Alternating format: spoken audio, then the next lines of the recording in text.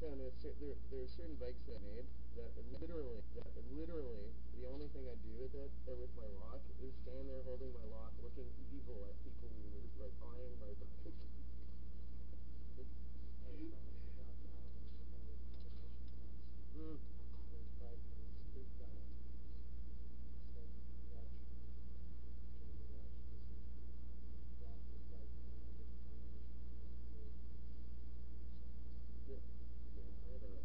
Unfortunately, an old bike of mine, I tried using a combo lock one day, and yeah, my bike disappeared in, like, literally a matter of a minute or two.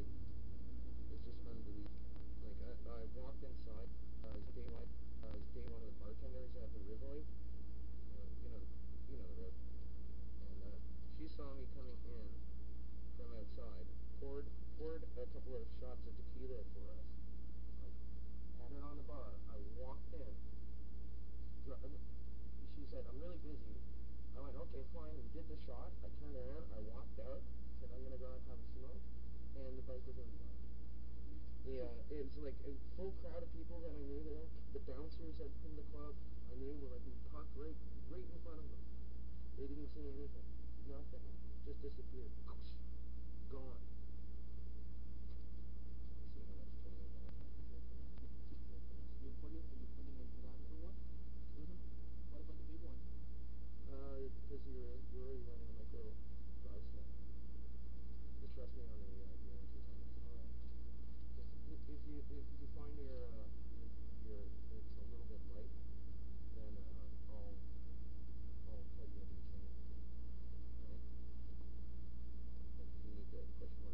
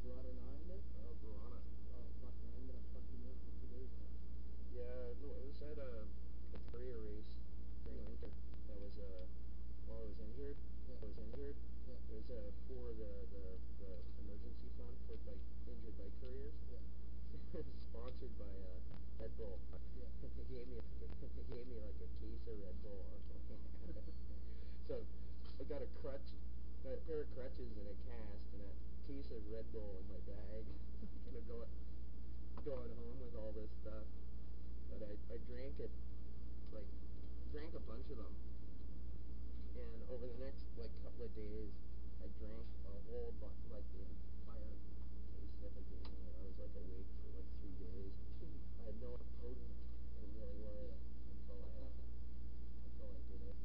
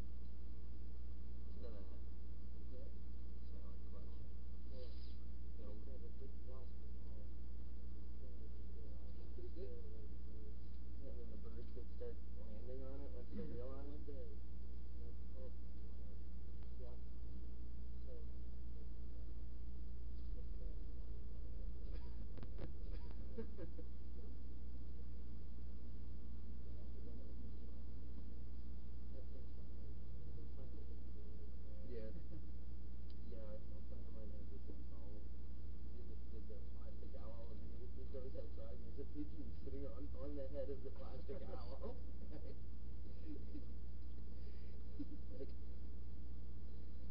That's not supposed to work like that.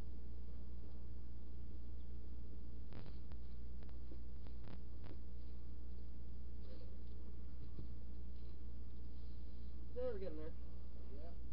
Yeah, it'll be even really late ride. I don't know.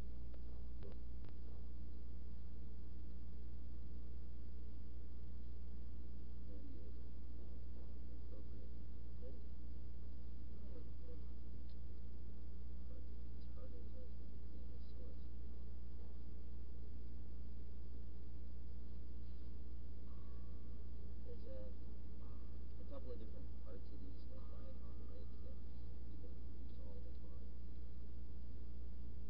just such a pain to find a replacement part.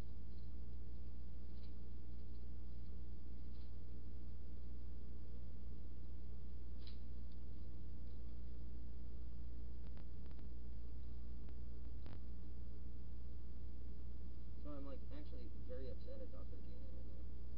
Why? He went by George. You know how George's shop is closing, right? And George really likes whiskey. I come one day at sort of the regular time to see if everything's all right with George, and it's only like 12:30, almost 1 o'clock, and George is pissed drunk, liquored, and Jamie's loading her van. Brought him a big bottle of whiskey at like 11:30 or 12. I drank a whole bunch of it. I liquored, and then raided the shop. Because you get stuff for cheap, right?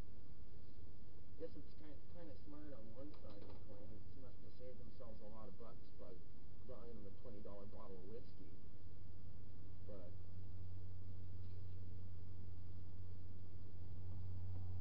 it's still pretty low. Fuck, David. Fucking guy, eh? Yeah. brings him with. No, he knows how to work it, I guess. Just George is vulnerable in certain ways, and there's George is really good guy. yeah, George is great. But the thing is, that's one of the reasons why people take advantage of him all the time. He's such a sweetheart.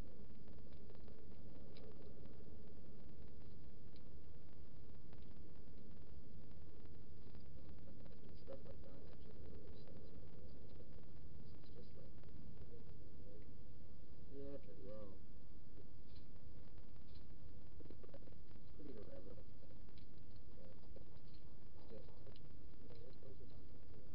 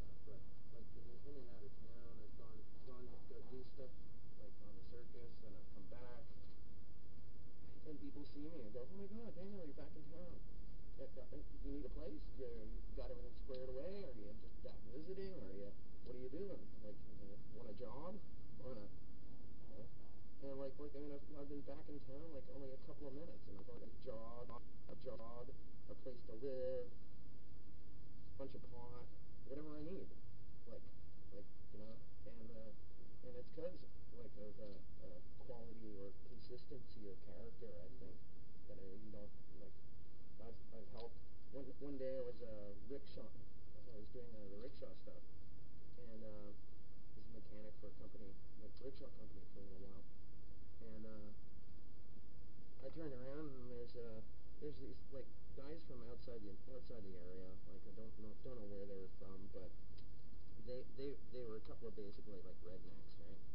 And I'm like, oh, I'm in Spadina, and these girls honking the horn on my rickshaw. And these guys take exception to it. Start getting into it with me, and they turn around and try to raise crowd support for beating me up. And they turn around to the crowd, and there's 40, 50 people in a semicircle, and they start like, yeah, let's beat them up. And the entire crowd just standing there looking at them like with a low growl. And that's when I realized I knew every single person in that crowd. There's the old lady that I helped with her groceries up the stairs all the time. There's the squeegee punk who I stopped from getting beaten up one day by these skinheads. There's the bouncer from the club. There's like all of the people. I knew every single one of them. And at one point or another, I helped every single one of those people. And they're just standing there as like a low growl came from the crowd. And somebody stepped forward and said, "You're not from this area. You might consider going home now." and they got nervous and they hopped in a cab and left. But it was like one of those moments of, oh, I guess I am a downtown guy. Like every single person in the crowd I knew and helped at one point.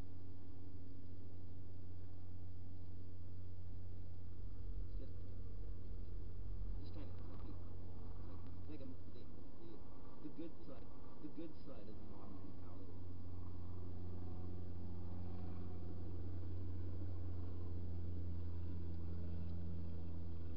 So I got you V-brake pads too, instead of the road pads, because these are better adjustable and they're better for the weather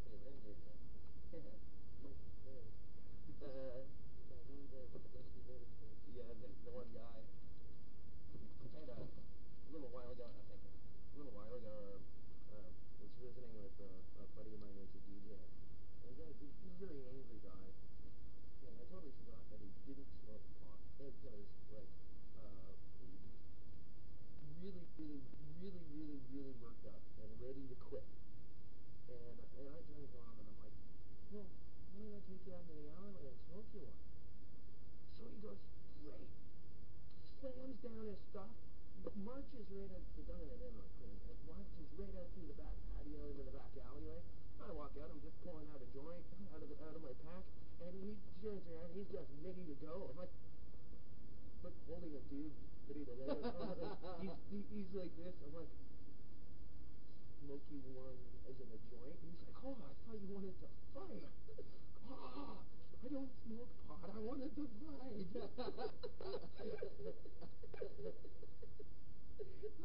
No, I didn't mean like smoke you one that way. Yeah, I totally thought it was suggesting that I bring him out and punch him in the head a couple of times and make him feel a bit better. I don't know where you got that from. That's right. Thought he was a street fighter. Oh yeah, totally. Yeah.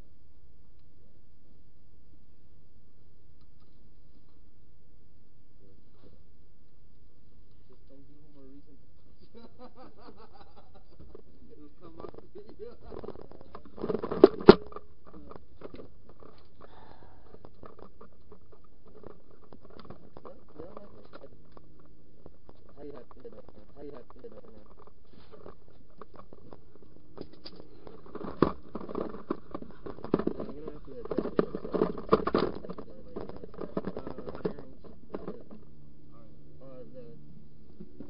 It'll only take a minute or two. I'll end up having to take it over to George's, but I wanted to take it for a test drive. All right. I'll cut down your handlebars first. Do you know if there's pivot? Is there any toothbrush around the room? Yes, it's upstairs. Go upstairs to my room. All right, look for it. I'm gonna trim down his bars too. My knees aren't what they were. I'm not always running up and down the stairs. Oh. Especially after I broke my ankle. Check this out. Modified it myself. Yeah, because all the chainmail I'm doing, right? It's I could pop out a blade and like replace it in a couple of minutes. Or... Remember that fellow who made pipes? What was his name? Oh yeah, he lived by the 360 there. You're talking about the guy who did the clay pipes, or the guy who did there was three guys that I knew who did pipes. There was guys who did soapstone, Sam Bilo. Sam Bilo. And the soapstone plating thing. Yeah. And then there's Sean, I forget his name was, who lived upstairs in the 360, and he was doing stuff out of like antler, like caribou antler and elk antler and stuff. And then there was another guy who I didn't really know that well, but he did all this like stuff out of clay that looked kind of it almost looked like it was dripped together. Close the door? Yep. It almost looked like it was dripped together.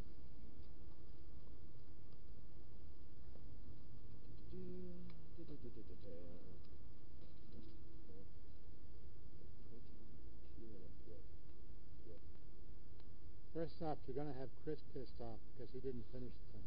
Oh, well, you know what? I joked around about it with him. I'm like, Danny came up to me and said, please finish my bike. And Chris is easily, it's easy to antagonize Chris. Yeah. What's antagonize? I had to get him going. Like, he's an easy guy to get going. It's all good. Like, funny thing is the other day he got a little upset because this guy that I know, Roman, who's all sorts of stuff. He used to help us out at one nightclub, but he also I know him through one of the courier companies that I worked with. The guy rides courier during the day, or as like a walker courier during the day. Then he goes and either runs his own little hot dog stand, or he's got candy and cotton candy and like peanut cart, and he's got an ice cream cart. So depending on what the weather or what's going on, he'll finish working all day doing courier. Then he'll go and work his own business till the wee hours of the morning. And then at the end of the night, a lot of the times he'd come by and help us at the nightclub at the very end. Like 2 hours sleep, and I go right back to it. The guy's phenomenal. Like, and he's done it for the last like 18 years that I've known him, or 16 years that I've known him. And but I ran into him and right in front of college's place, and he was missing a chain on his ice cream bike.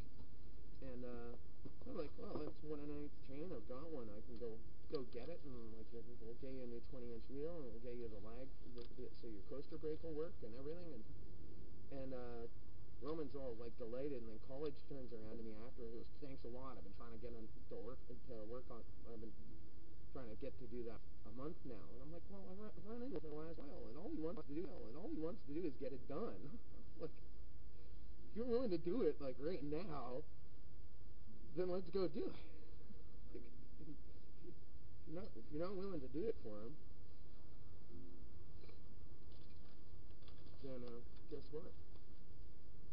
I'm a scoop in the contract. Onto the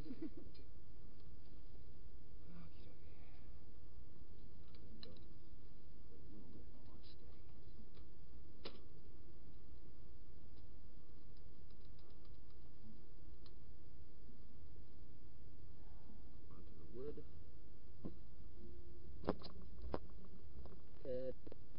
Danny? Yeah. What I'd like you to do is just hold down the other side here. Yeah, okay. Because I'm going to cut through this. Yep. And I'm going to do it straight. Yep.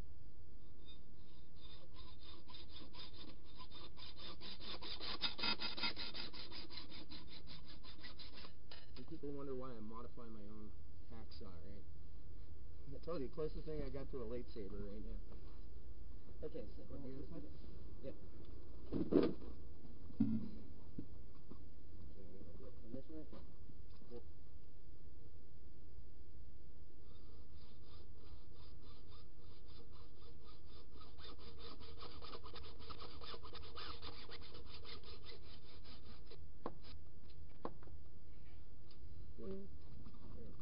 Anybody wanna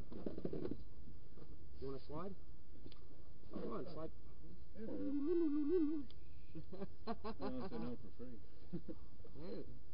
Yeah. There's another one there too. Another one. There should be the same length. All right. Cheers, man. Yeah, no worries. Yeah, but that's why I bother to modify my own hacksaws. Yeah. Can you play guitar off, Danny? No, you know what? I did some lessons when I was a kid. Yeah. My dad pawned my guitar when I was like 11, and I never got another one back. I've always wanted to learn violin. That's what I was going to pick up a classical instrument. It's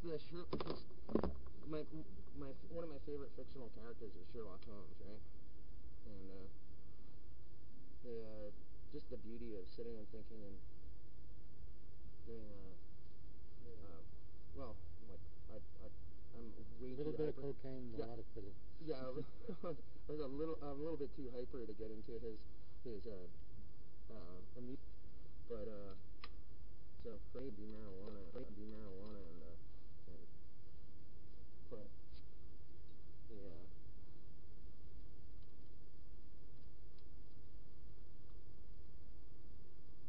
Just the beauty of it. I listened to somebody the other day play Rimsky-Korsakov's Flight of the Bumblebee in under a minute 20 seconds. Korsakov. Rimsky-Korsakov, yes, sir. But in under a minute 20 seconds. That's just unbelievable. Yes, like I threw it on my buddy's computer because they were playing death metal, so I turned around and it went from Anthrax, Persistence, got the time. So I mixed it into Got the Time by Anthrax. What? How does this work? Listen to the tempo.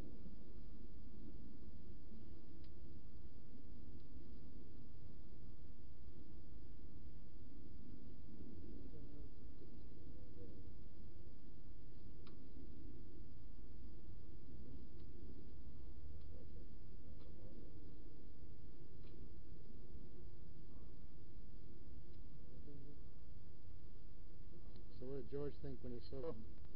Well, yeah,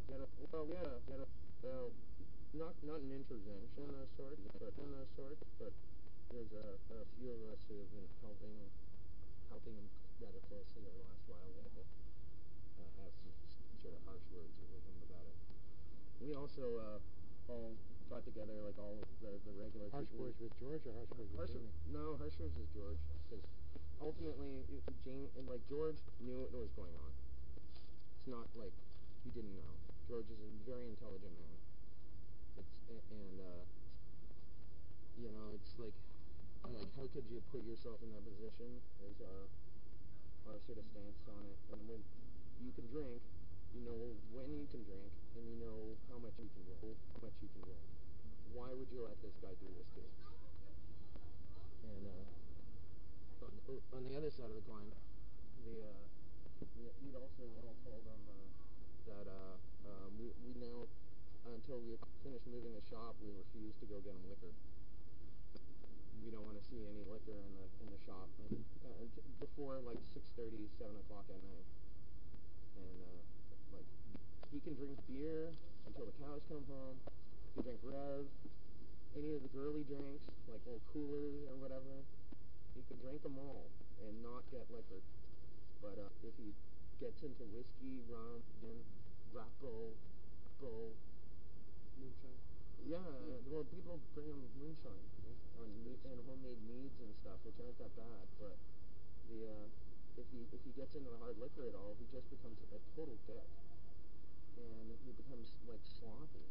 And it's like we're in the middle of moving the shop and like helping him reorganize his life. This is not the time for it. And actually, he's been really good at that.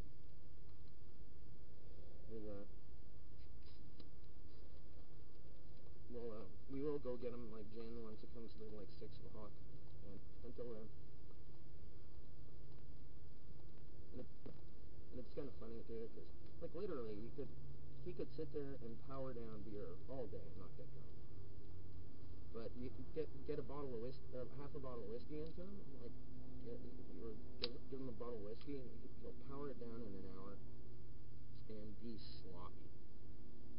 And it's sad. It's like genuinely disturbing to that extent. So, not quite an intervention, but getting there.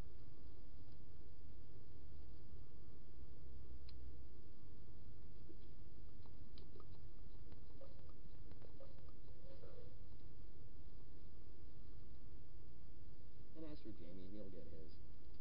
You know that. He's already ripped off that little punk friend of mine who's probably going to go crawl down his throat and choke him like a chicken bone.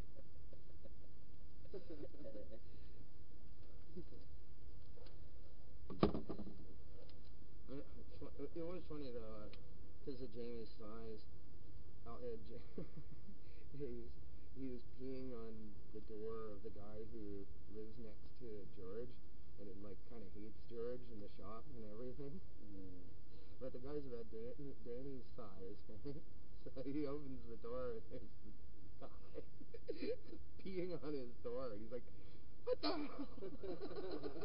But he couldn't really do too much because like Alphonse is like a horrible temper, and but he does have some survival instincts. What the fuck? I've got Andre the Giant pissing on my door.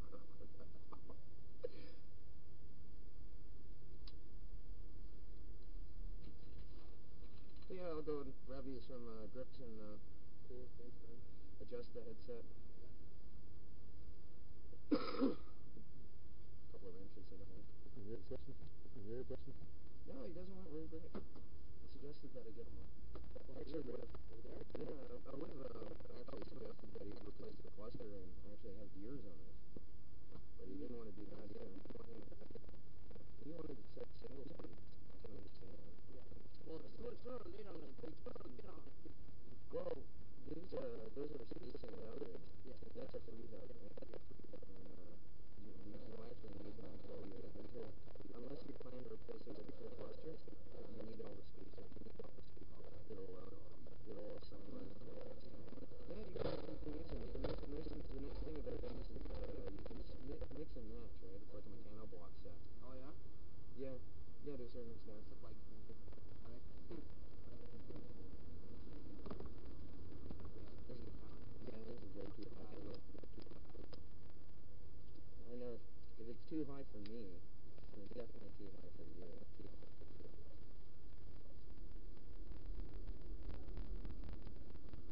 I'd like to actually see one of those frames. I, like, one of my favorite bikes that I built out years ago was when I had a 320. So, yeah, that was really responsive. I crushed so many components on this bike without actually destroying the bike. And then eventually it got stolen. But it was like, I did some serious damage to it.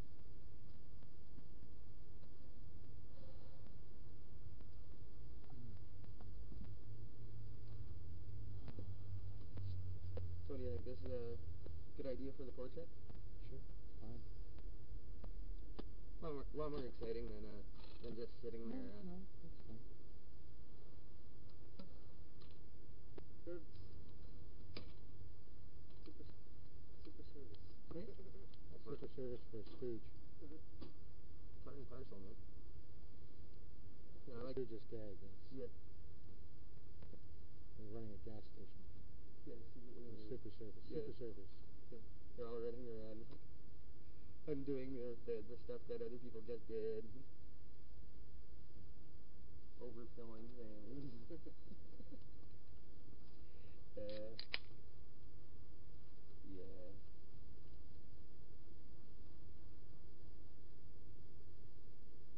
Yeah, we did some grips. Adjust that headset. Should be fine.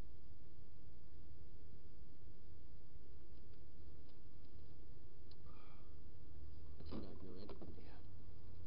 Well, I'm sure that one of the things that you don't expect people to be less than yourself. If you're a good person, you don't expect people to be less than you. And if you're a scum, you expect everyone to be scum.